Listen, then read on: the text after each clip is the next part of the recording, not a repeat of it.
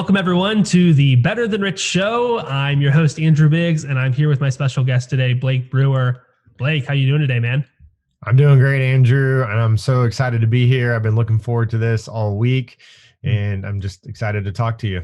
Yeah, man, it's gonna be a blast. I can't wait to dive in. I've been noticing a lot of what you're up to, and I was truly inspired to reach out to you and just learn more about what it is. And I can't wait for my audience to get to learn more about you, your incredible story, as well as the mission that you're on.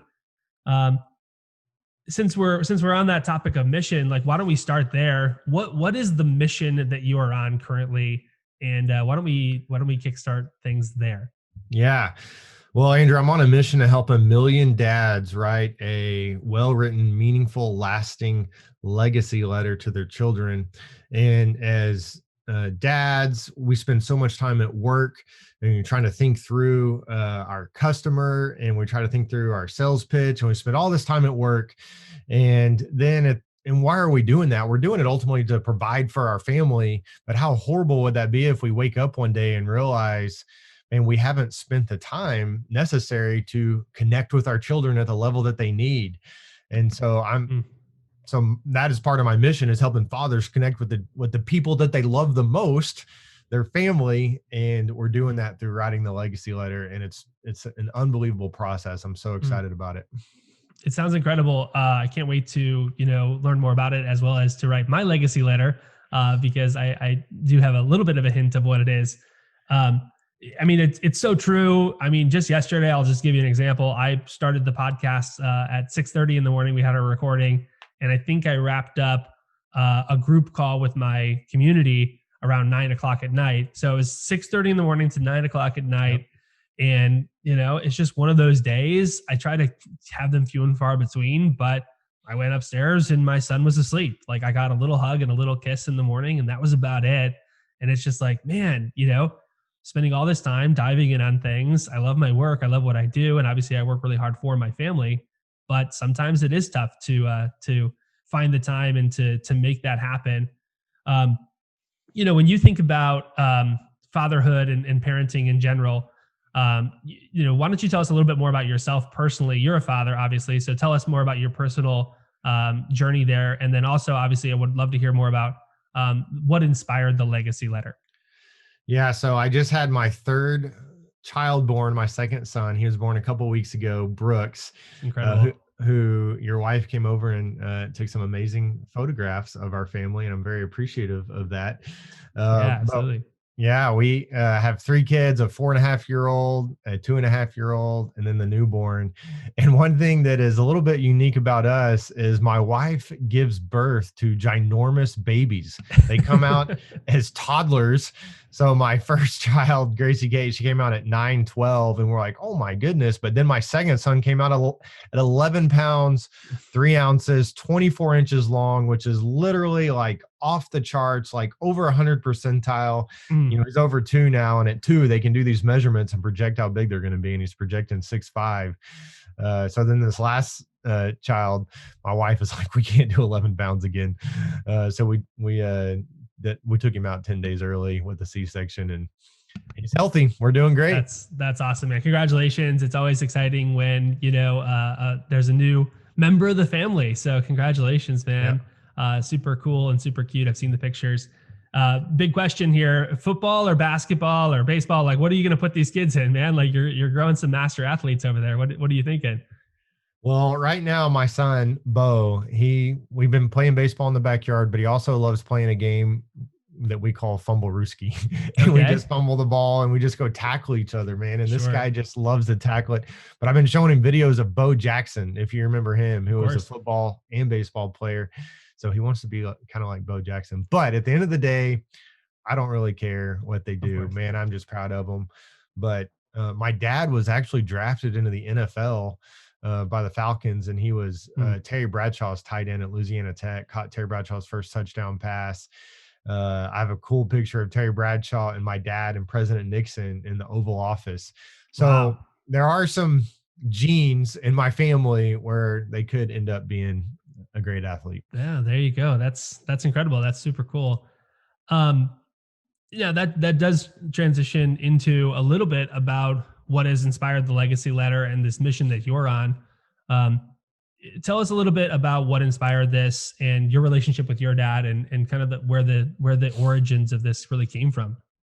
Well, yeah, it absolutely came from my dad. I had a really good dad growing up. He by no means was a perfect dad, like a lot of us. You know, as a child, my dad was my hero. Now that I'm a father and I'm trying to be a better father, I see some things that he could have done better at that I'm going to try to improve on. But there was one thing that my dad did that, man, this was a grand slam bottom, in the World Series to win the game. This is what he did for me, and I'll share with you. And it Mm, involves really the worst day of my life. Um, and I hope what I share with you, like you never have to go through this, that no one else has to go through what I had to go through. But I was yeah. 19 years old, and my mom had actually planned a trip for us to go to Hawaii. We had been on vacations before to Florida and Colorado, but this was like the pinnacle vacation. And the first day that we were there, we were trying to decide what to go do. I remember we looked at a pamphlet to go ride mopeds, and my dad kind of mocked himself riding a moped because I already shared with you he's a football player, kind of this really big guy riding a moped. My dad wasn't a funny guy, but man, he made us laugh that morning just with the idea of him riding a moped. Mm, So we ended up, excuse me, deciding to go snorkeling, and we loved going snorkeling. We loved getting in the water, and we went to a place called Hanama Bay, and this is one of the most beautiful snorkeling places, beautiful bays in the entire world. And as soon as we got there, man, we just jumped in the water and we just started looking at all the amazing sea life. I remember seeing a sea turtle swim by us. And Andrew, it was just one of the coolest things. I was 19 years old. I just finished my freshman year of college, and I was back home and I was hanging out with my dad. And it was mm, just like the coolest thing, hanging out with my dad. And so we kept going further and further out, and we got to a point where the water started to be a little more treacherous. And now I know that we are in an area called Witch's Brew. And I put my head out of the water, and I was like, where'd my dad go?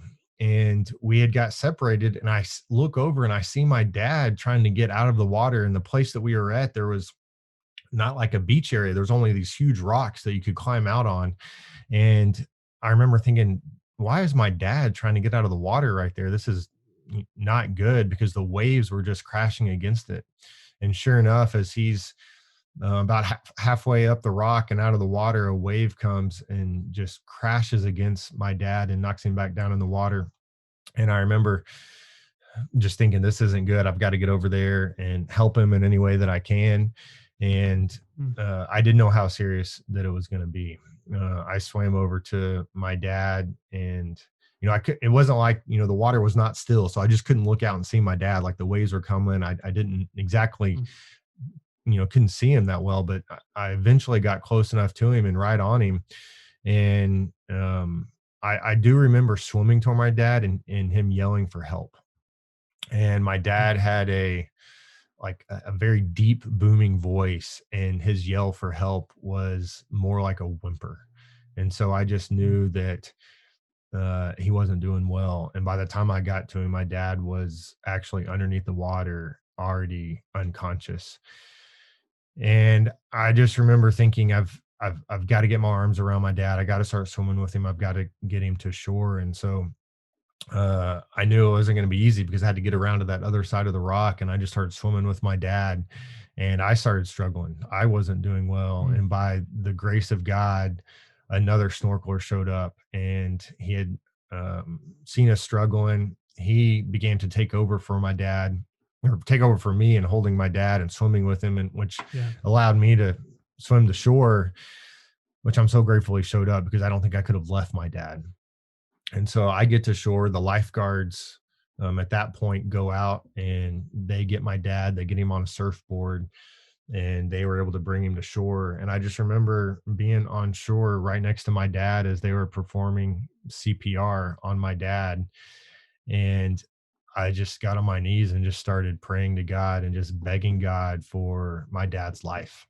Mm, And I just kept thinking about the movies when you see a guy that is, drowning and he's unconscious, but then eventually the water just kind of comes out of his mouth and he kind of coughs a little bit and comes to. And I just knew that at any moment that was about to happen to my dad. My mom and sister were on the beach, and they saw the commotion going on, and they said, "That's where Dad and Blake were." And so they ran down, and I'll just never forget my mom running up and the look on her face. And, my dad's on the ground next to me. They're still doing CPR. And I said, "Mom, it's not, it's not good. I don't think he's going to make it." And they loaded him up in the ambulance and they took him to the hospital where they pronounced my dad dead.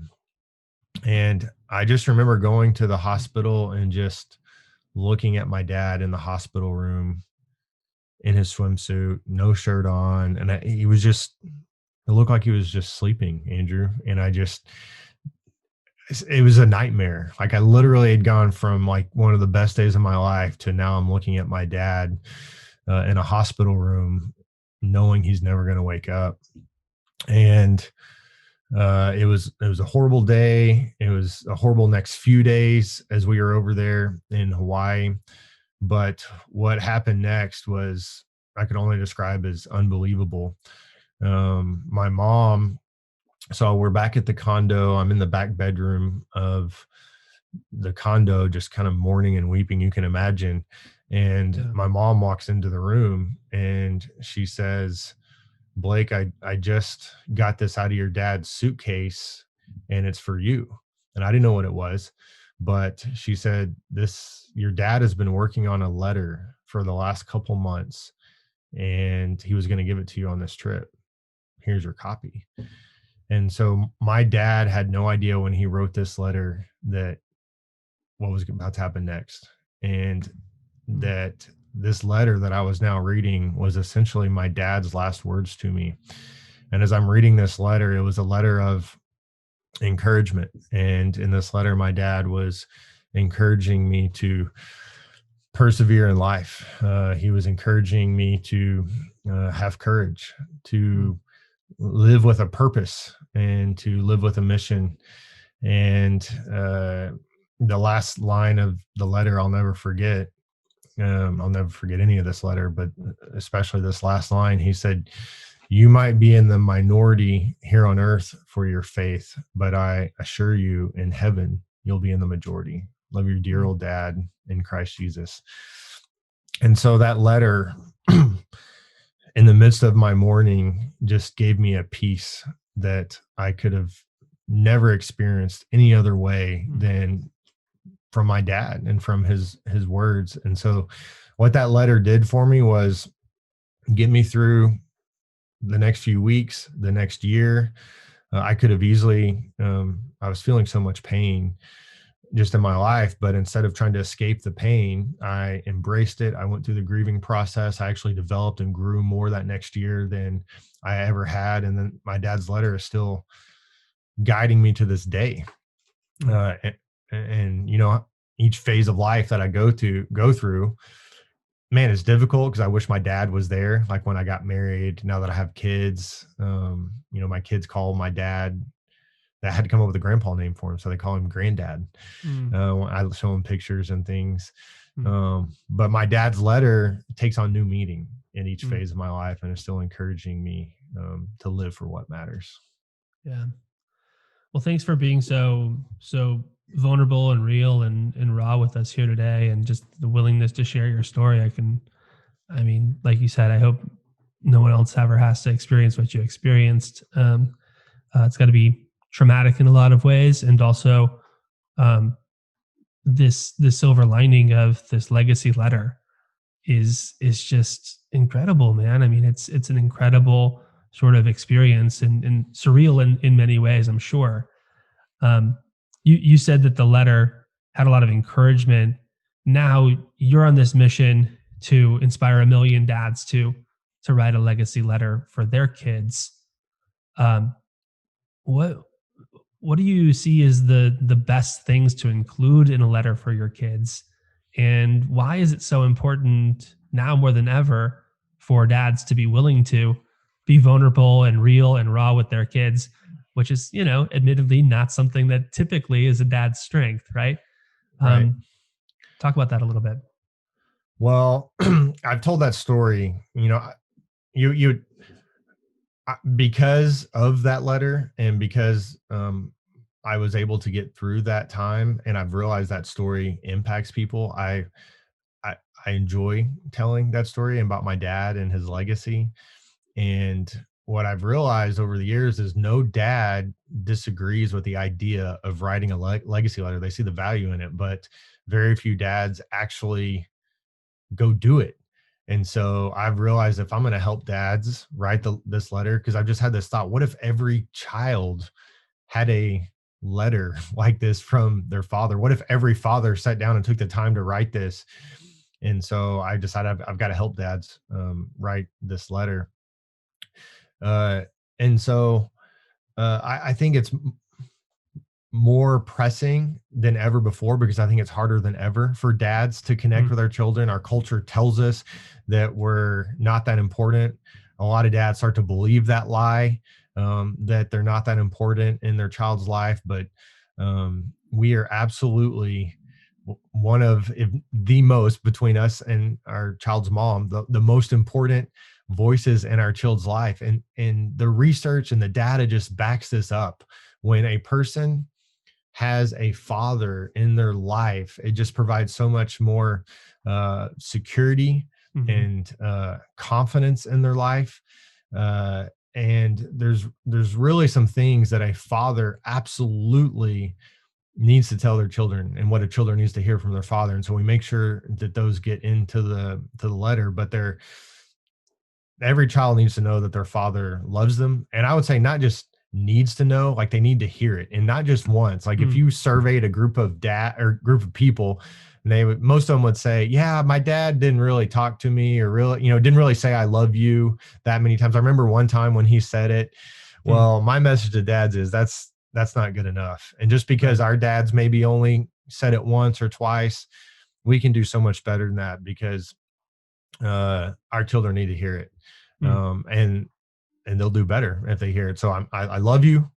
I'm proud of you, and not proud of you for what you've done. I mean, you hear the story over and over of guys, especially guys, girls too, though. We're living to try to please our dads.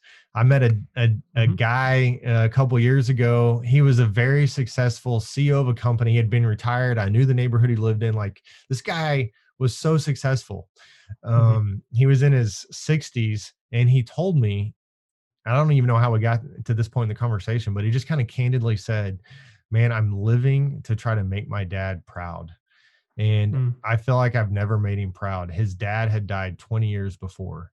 And even though Wow. his dad was gone, he was still living to try to please his dad, even though his dad wasn't alive. And so my message to dads is, hey, don't let your children try to live their whole life just trying to make you proud, because there's something in us that want to make that wants to make our dad proud. So Mhm, let's just communicate that to him. Hey, I'm proud, and it's not of what you've done. I'm just proud of who you are. Maybe your child doesn't make straight A's. Maybe they make straight C's, but you see them working at it, and mhm, they had to work really hard to get straight C's. Well, you can say, I am so proud of you for working hard and persevering, and just, keep going at it, mm, and you can be mhm, proud of those things. So we help dad say, I love you, I'm proud of you, and I believe in you. mm, And so when a dad believes in their child, it is unbelievable. The analogy that I like to share is, if Andrew, if you and I were to go down to Florida and get on a sailboat, and let's mhm, say we were going to go down to the Virgin Islands and we were going to sail, even if the wind was blowing against us, we could still get to the Virgin Islands. I'm not a sailor, but I do know that there's a way to zigzag the sailboat back and forth and get the wind in the sail, right. and we can make it. It'd be a lot harder. We Mhm, wouldn't make it there as fast, but if we had just kind of that perfect wind behind us, we would get there so much faster and so much easier. So it's mm, the same way with us and with a person in their life who has a father or doesn't have a father. If you don't have a father in your life, can you make it? If you don't have a father, at all, or maybe emotionally not present, or isn't speaking life into you, you can still make it in life. It's a little bit harder. A lot of guys never make it, guys or girls. I mean, if you go to the prison system right now, and I talked to a guy who does prison ministry. He said none of these dads in here, or none of these guys in here, had a relationship with their father, which tells you something right there, how important the father is. Mm-hmm. Um, but so you can make it without a father, but if you do have a father who's speaking into your life, oh my goodness, like you can get there so much faster, so much easier in life. You just get further faster. And Right. so no one should ever discount their voice in their child's life, a father. Even Mm-hmm. when your children, Andrew, there's going to be times when our kids, well, this is already happening to me, where my kids act like they don't want me, or get away from my 2-year-old son. He's like, I'll go into the room and he's like, Dad, get away from me. He'll like go hide in the corner. And there's Right. like, and I mean, he's 2, so I don't know really what's going on in his mind, but there's a part of me that wants to be like, fine, like, all right, I'm just going to go over here. If you're going to act like you don't need me. Um, but I know that he absolutely does need me. And I've been trying this out. And so I'll just keep pursuing him. I'll keep going after him, and I'll try to hug him. And he comes around. Like the other day, like after like 5 minutes, no, I don't want you, Dad. I kept coming after him. And then for the next 20 minutes, he wouldn't let go of my neck. He just kept holding on to me. Mm-hmm. So it took a little bit to break through, but Yeah. it was a cool moment. Of course. Of course. I mean, I love this idea. I love you. I'm proud of you, and I believe in you. And yes, all of the data, I do like to look at these sorts of things, and you look at fatherless rates. And, it's one of the biggest predictors of um, drug abuse, of crime, of violent action, of teen pregnancy, of dropout rates. Like all of these different things come back and are really, really strongly correlated to fatherless rates. There's a lot of talk in the world today about how to serve underprivileged communities.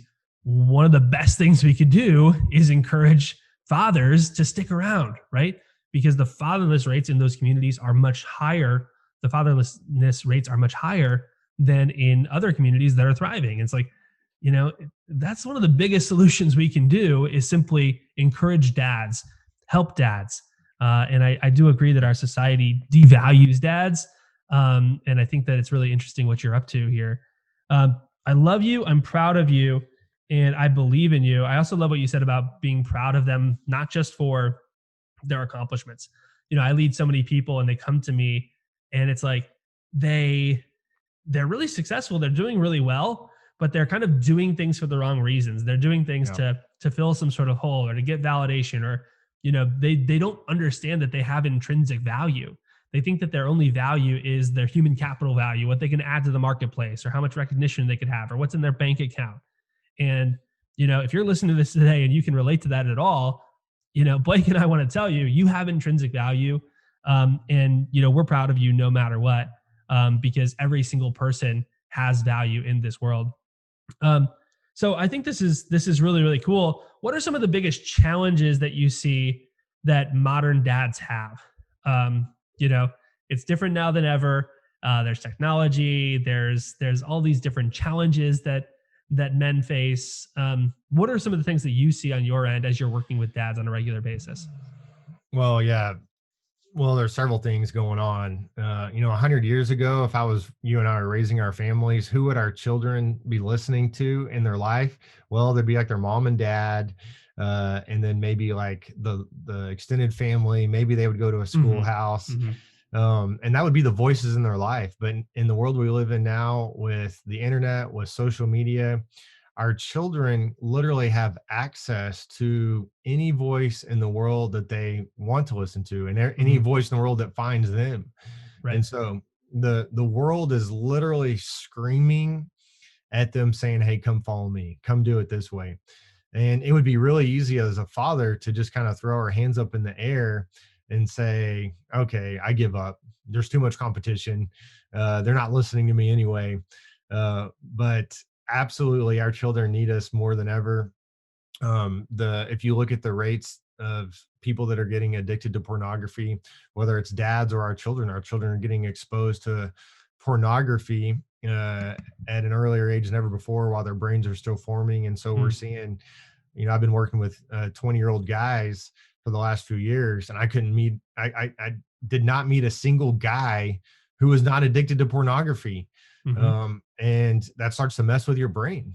mm. And so uh, fathers definitely uh, can step in and speak life into a child's life. Yeah, absolutely. I mean, I know it's a touchy subject. Do you mind sharing a little bit about what you've learned about pornography? It's definitely a common problem that I run into with people as well. Um, people who are willing to at least share and be open and be vulnerable. I feel like at least a little bit of the stigma is being relieved as people just realize just how ubiquitous of a problem it is. And they're like, man, we need to address this, which I think is probably a good thing in the short term. But what are you noticing with these men that are coming to you, and like, do you feel like you have some expertise there that you can, like, if someone's listening to this right now and they struggle with pornography, what would you recommend? Well, a couple things. A lot of guys think that it's just them, or they just think that they're more sexual than most people, and that they're always going to struggle with it. And as you said, there's so much shame involved with it. It's like, man, who do you even talk to about this? But really, what's going on is it's a brain issue. In the same way that when you do cocaine, there's dopamine that's released in your brain, and your body starts craving that dopamine rush. So when you look at porn, there's some dopamine that's released, and it's actually the highest natural amount of dopamine is Mm, released with sex. mhm. And as a person, a faith person who believes in God, I praise God that He did this, and God did this on purpose. And when it's the right way, it's like, man, sex is awesome, God. There you go. But Totally. but like with any good thing, it can be misused. And so whenever, even if you're just accidentally looking at, like, it just comes up, like it's like when you're on the screen and porn comes up, you Sometimes know, you can't even avoid it these days. You're yeah, just oh like, yeah, on Instagram or something, and it's just like, what the, it's like just in your face all the time. You're just watching TV, boom, right there. Right? It's just right. like, yeah. And of course, you like it because we're wired to be sexual beings. And so then what happens is, for a lot of guys and girls included, it ends up kind of being a crutch. And I say it like this. So if you're addicted to cigarettes, and you smoke, man, you're just like, oh, I just need a cigarette right now. Like, you get stressed out and you're just like, oh, I need a cigarette. Or it could be, alcohol or whatever, man, I just need a drink.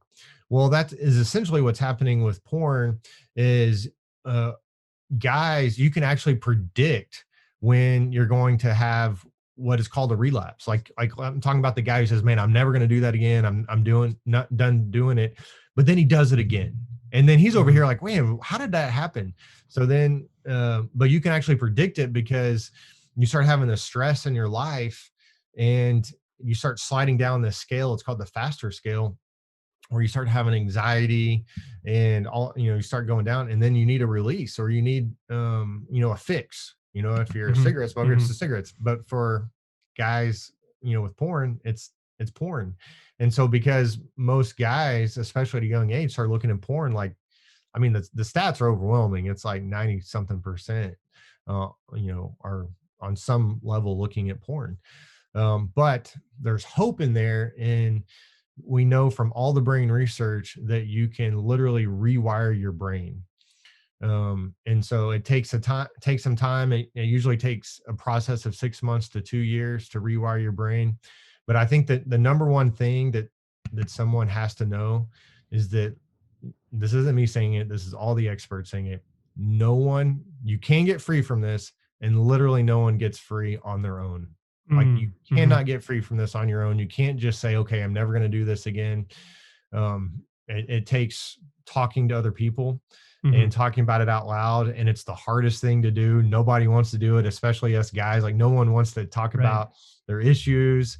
But man, I know guys who have struggled with porn, and then they got free, whether they got into a group or whatever it is, Hmm. and they were better off after they got free than even before they were addicted to porn, because the Mm, process of getting free from porn was unbelievable, because mm, they started expressing to someone like what was going on inside their life and what was going on, what was stressing them out, what was causing them mm, anxiety.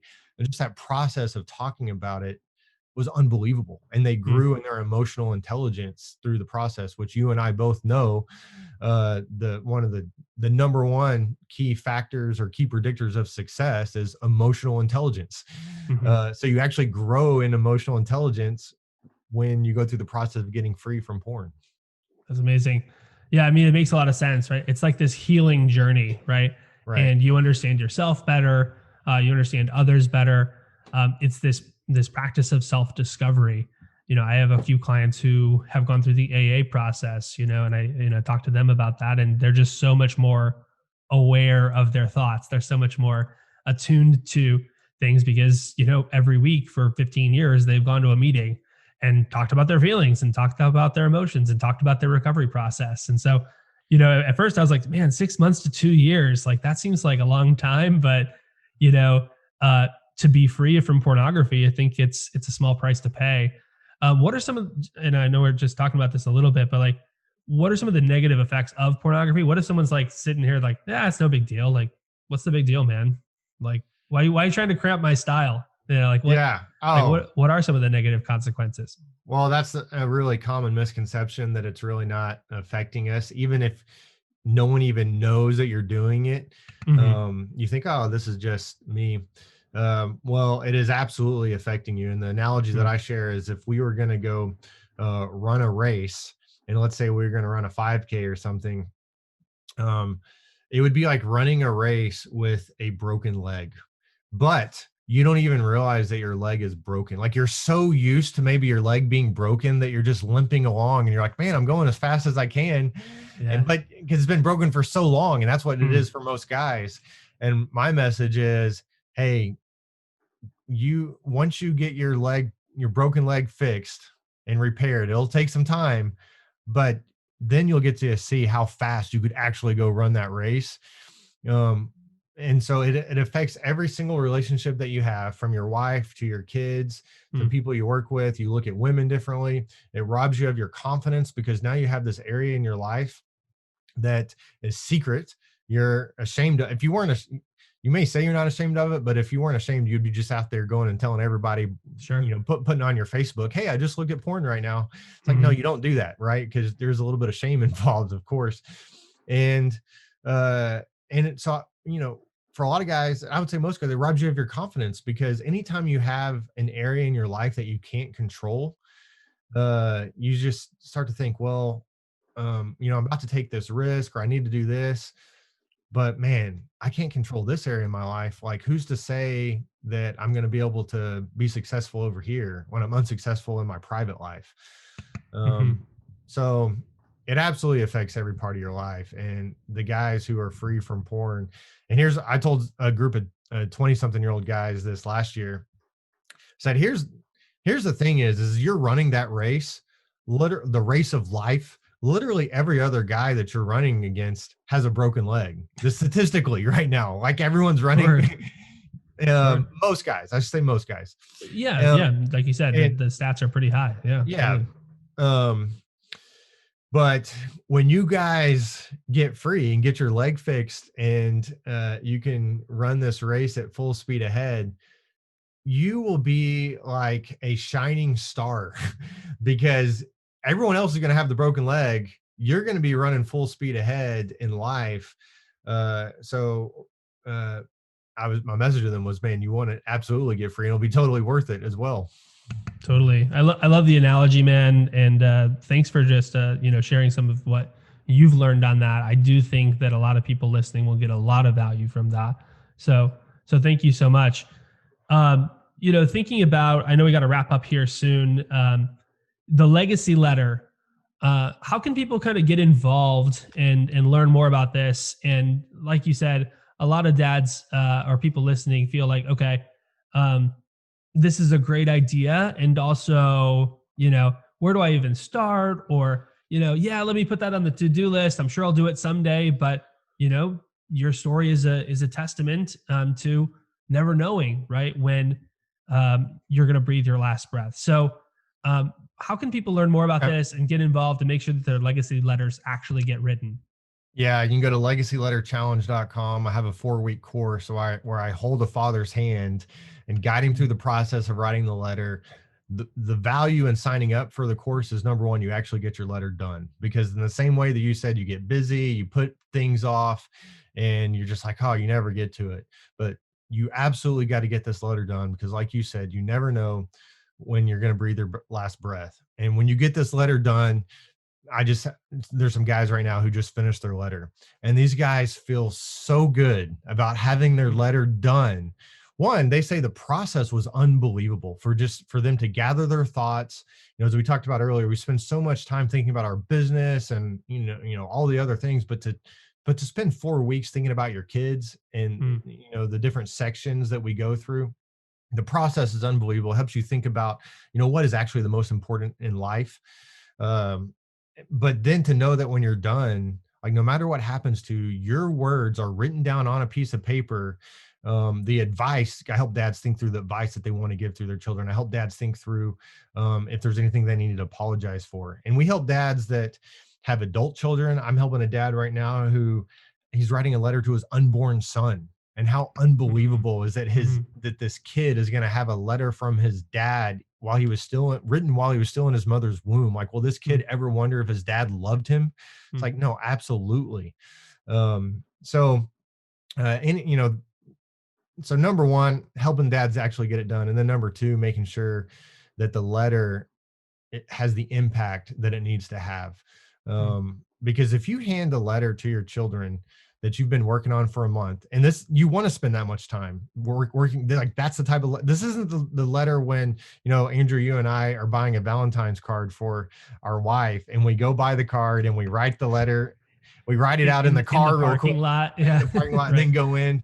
It's like, that's just some general things that you write, but that's not Right. that type of letter. This is the letter that your children will literally cherish forever, that they'll pull out for the rest of their life.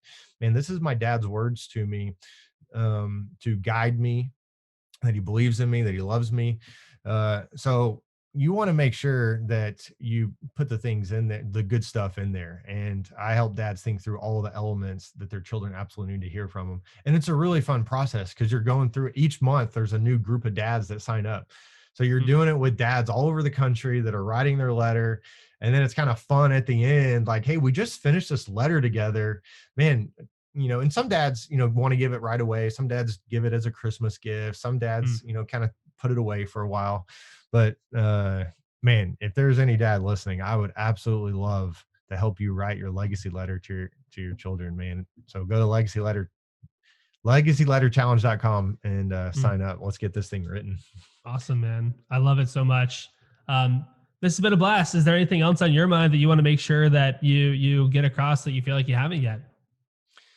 Man, I feel like I got my main message across. Your children need you, and the Mm. success of your children depends on you as a father and you connecting with them. Awesome. Hey, thanks so much, Blake. This has been a pleasure. Make sure you can check out Blake online and find him, and also check out legacyletterchallenge.com. This has been a blast. I will let you guys go. Have a great day. And remember to leave today better than you found it. Thanks. Bye.